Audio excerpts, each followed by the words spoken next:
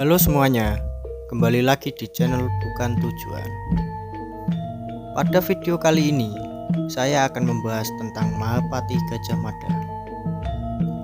Gajah Mada merupakan tokoh yang sangat luar biasa yang sangat dikenal pada waktu itu, bahkan hingga sekarang.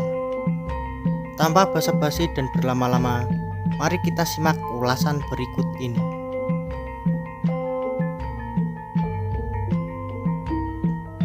Gajah Mada adalah sosok Mahapati yang sangat berpengaruh dalam upaya Majapahit menuju puncak kejayaannya. Gajah Mada dikenal sebagai sosok setia dan sangat kuat untuk menjaga keutuhan kerajaan Majapahit. Hingga sekarang, jasa-jasanya masih dikenang. Bangsa Indonesia sendiri menganggap Pati Gajah Mada sebagai pahlawan, simbol patriotisme dan persatuan bangsa. Gajah Mada memiliki kisah hidup, perjalanan karir, dan perjuangan yang cukup serius. Hal tersebut bersumber pada Babad Gajah Mada, naskah Usana Jawa, dan Babad Arung Bondan. Dalam naskah Usana Jawa disebutkan bahwa Gajah Mada lahir di Pulau Bali. Dikisahkan, Gajah Mada lahir dengan cara memancar dari buah kelapa yang merupakan penjelmaan Sang Hyang Narayana atau Dewa Wisnu, sehingga Gajah Mada dipercaya lahir tanpa ayah dan ibu. Dia dilahirkan karena kehendak Dewa Dewi. Naskah tradisional Nusantara sering menegaskan legitimasi tentang kelebihan dari seseorang melalui mitos, sehingga tokoh yang dimaksud pantas dijunjung tinggi dan dihormati. Dalam perjalanannya, keajaiban demi keajaiban selalu mengiringinya sejak ia lahir, masa kanak-kanak, dewasa, bahkan hingga kematian. Perjalanan seperti ini umum berlaku pada sistem kepercayaan masyarakat Hindu-Buddha pada masa itu. Sedangkan pada Babad Arung Bondan memberikan penjelasan yang berbeda tentang asal-usul Gajah Mada. Kitab tersebut menjelaskan bahwa Gajah Mada merupakan anak dari patih yang dikenal dengan nama Logender dalam cerita Damar Wulan dan Menak Jinggo. Cerita tersebut mengungkapkan bahwa Logender menjadi patih dari Ratu Kencana Wungu. Kisah Damar Wulan dan Menak Jinggo diperkirakan terjadi pada masa pemerintahan Ratu Suhita di Tata Majapahit.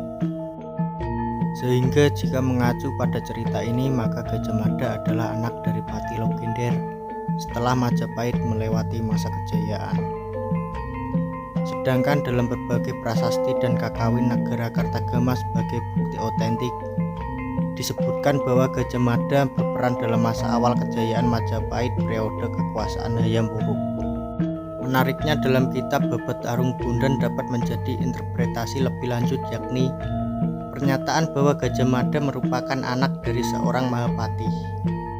Nama patih yang menjadi ayah Gajah Mada belum akurat, karena dalam kisah-kisah tradisional, nama tokoh sering diganti karena diceritakan secara berulang-ulang dalam kurun waktu yang berbeda. Sedangkan pada Babad Gajah Mada merupakan sastra yang berasal dari Bali. Pada babad ini dikisahkan ada seorang pendeta muda bernama Mpu Surat Dharma Yogi yang memiliki istri bernama Patni Narirati. Istri yang diberikan oleh gurunya yang bernama Mpu Raga Gunting atau yang dijuluki Mpu Surat Dharma Wiyasa. Mpu Surat Dharma Yogi membuat rumah di sebelah selatan Lembah Tulis, sedangkan Patni Narirati tetap tinggal di pertamanan. Ia sesekali menengok suaminya di rumah yang baru dibuat. Dewa Brahma jatuh cinta kepada Patni Narirati karena parasnya yang sangat cantik. Sampai suatu hari Narirati diperkosa oleh Dewa Brahma di gubuk yang sepi. Narirati mengadukan peristiwa tersebut pada suaminya. Akhirnya mereka pergi mengembara selama berbulan-bulan. Ketika bayi lahir, mereka sampai di desa Mada yang terletak di Gunung Semeru. Lahirlah bayi laki-laki yang diiringi peristiwa alam yang menandakan bahwa sang bayi kelak akan menjadi tokoh penting. Bayi tersebut diasuh oleh kepala desa Mada, sedangkan kedua orang tuanya bertapa di puncak Gunung Pelambang untuk memohon keselamatan dan kejayaan untuk sang bayi.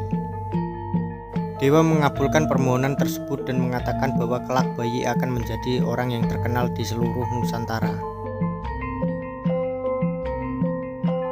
Itulah beberapa pendapat tentang kelahiran Mahapati Gajah Mada yang mungkin benar atau juga bisa tidak. Untuk kisah perjuangan Gajah Mada, nantikan di video berikutnya. Terima kasih atas perhatiannya dan sampai jumpa di video berikutnya.